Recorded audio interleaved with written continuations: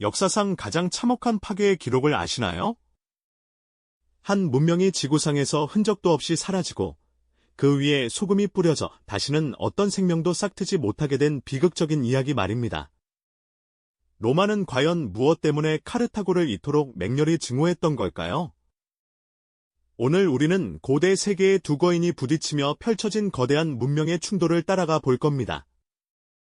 오직 한쪽만이 살아남을 수 있었던 냉혹한 현실 속에서 한 문명이 완전히 사라져야만 했던 불가피한 이유와 그 처절한 과정을 통해 역사에 숨겨진 진실을 목격하게 될 겁니다.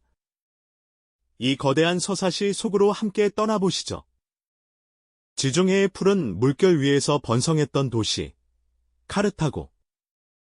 그 이름은 마치 검은 보석처럼 빛났습니다. 기원전 9세기경, 해상 무역의 귀재였던 페니키아인들이 북아프리카 해안에 세운 이 도시는 단순히 무역의 거점을 넘어 지중해 전역을 아우르는 거대한 상업제국의 심장이었죠. 그들의 돛담배는 대서양 연안의 주석부터 아프리카 내륙의 황금, 그리고 이집트의 향신료까지 상상할 수 있는 모든 진귀한 물품들을 실어 날랐습니다. 카르타고의 항구는 언제나 활기 넘쳤고 시장에는 각지에서 온 상인들의 흥정소리와 이국적인 언어들이 뒤섞여 울려 퍼졌습니다. 보석과 상아, 아름다운 직물들이 쌓여 있었고 그들의 부는 상상을 초월했죠. 카르타고는 로마와는 사뭇 다른 독특한 체제를 가지고 있었습니다. 왕정 대신 2명의 수페트가 이끄는 과두정을 유지했고 시민들의 참여가 보장되는 의회도 존재했습니다. 신앙 역시 달랐습니다. 그들은 바알 함몬과 타니트 여신을 숭배했는데 이국적인 토페트 신전에서는 때로 섬뜩한 의식이 행해지기도 했습니다. 특히 눈에 띄는 것은 군사력이었습니다. 카르타고는 강력한 해군을 바탕으로 지중해의 제해권을 장악했지만 육군은 주로 용병들로 구성되었죠. 각지에서 모인 다양한 민족의 용병들은 뛰어난 전투력을 자랑했지만 충성심이라는 측면에서는 언제나 불안 요소를 안고 있었습니다. 하지만 지중해에는 또 다른 젊은 거인이 눈을 뜨고 있었습니다. 이탈리아 반도에서 서서히 세력을 키워나가던 로마였죠. 로마는 육지의 지배자였지만 이제 바다로 시선을 돌리기 시작했습니다.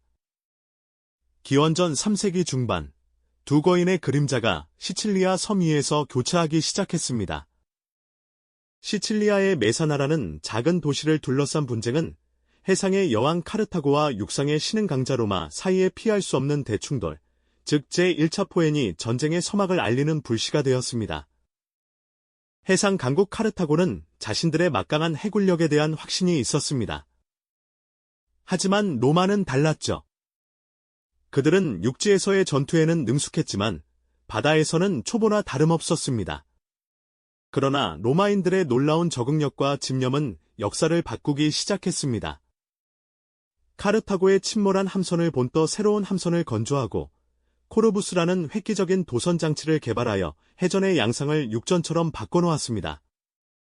이로써 로마는 해상 강국 카르타고를 상대로 예상치 못한 도전을 감행하게 됩니다.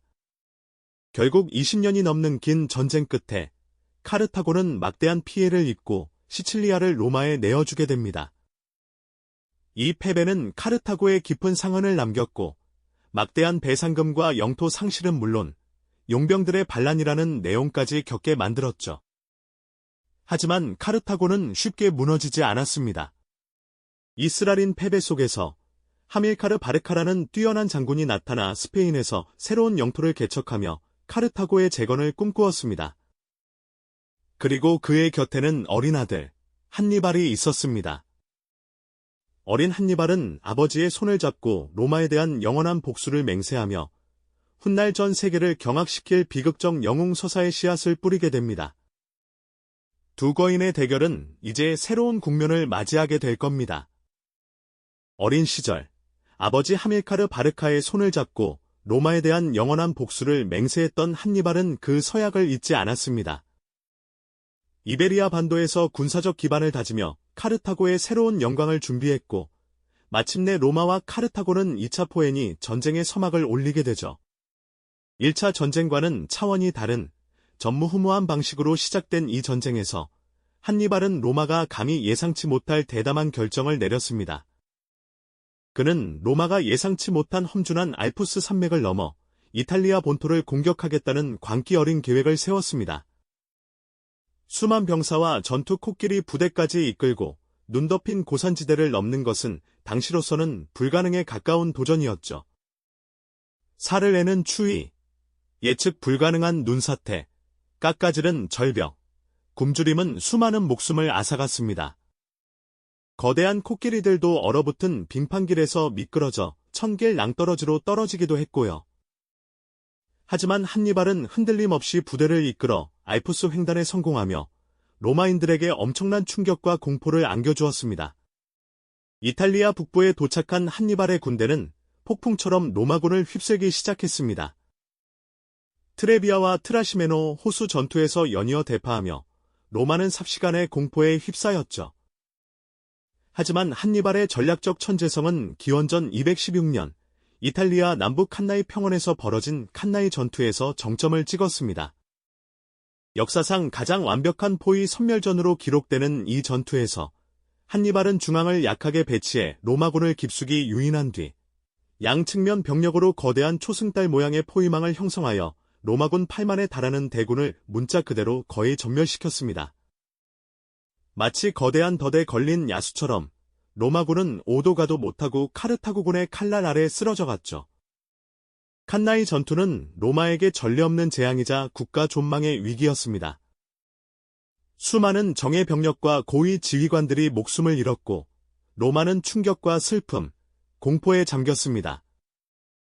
한니발이 문 앞에 와 있다는 외침은 수십 년간 로마인들의 악몽이 되었고 시민들은 도시를 버리고 도망치려 할 정도로 혼란스러웠죠.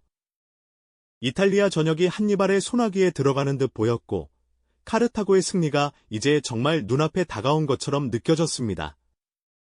그러나 역사는 언제나 예측할 수 없는 반전을 품고 있습니다. 한니발은 이탈리아 본토에서 승승장구했지만 카르타고 본국에서는 그에게 충분한 지원을 보내주지 않았습니다. 원로원은 한니발의 압도적인 성공을 질투하거나 혹은 그의 장기적인 비전을 이해하지 못했죠. 고립된 한니발은 이탈리아 본토에서 마치 외로운 늑대처럼 고군분투해야만 했습니다. 그의 천재적인 전략과 전술에도 불구하고 지속적인 보급 없이는 로마를 완전히 굴복시키기 어려웠던 겁니다. 그리고 그 사이 로마에서는 스키피오 아프리카누스라는 젊고 뛰어난 장군이 혜성처럼 등장했습니다. 그는 한니발과의 정면 대결 대신 카르타고의 본거지인 북아프리카를 직접 공격하는 역발상의 전략을 제안했죠. 로마 원로원은 고심 끝에 그의 제안을 받아들였고 스키포는 아프리카 상륙작전을 성공적으로 지휘했습니다. 이 소식은 카르타고에 엄청난 충격을 주었고 결국 한니발은 이탈리아에서 철수하여 조국을 방어해야만 하는 비극적인 상황에 놓이게 됩니다. 기원전 202년 카르타고 근처 자마 평원에서 한니발과 스키피오는 인류 역사상 가장 위대한 두 장수가 운명을 건 마지막 결전을 치렀습니다. 한니발은 자신의 모든 전략적 역량을 쏟아부었지만 스키포는 이미 한니발의 전술을 철저히 연구하고 있었죠. 스키피오는 한니발의 코끼리 부대를 무력화하고 카르타고군의 전열을 붕괴시키며 압도적인 승리를 거두었습니다. 자마 전투에서의 패배는 카르타고의 마지막 희망을 산산조각 냈고 2차 포에니 전쟁은 로마의 완전한 승리로 막을 내리게 됩니다. 이 전쟁으로 카르타고는 막대한 배상금을 지불하고 스페인 등 해외 영토를 모두 상실하며 사실상 지중해의 패권을 로마에 넘겨주게 됩니다. 한니발은 조국을 지키기 위해 고군분투했지만 결국 카르타고는 한니발이라는 비극적 영웅의 천재성조차 제대로 활용하지 못했던 것이죠.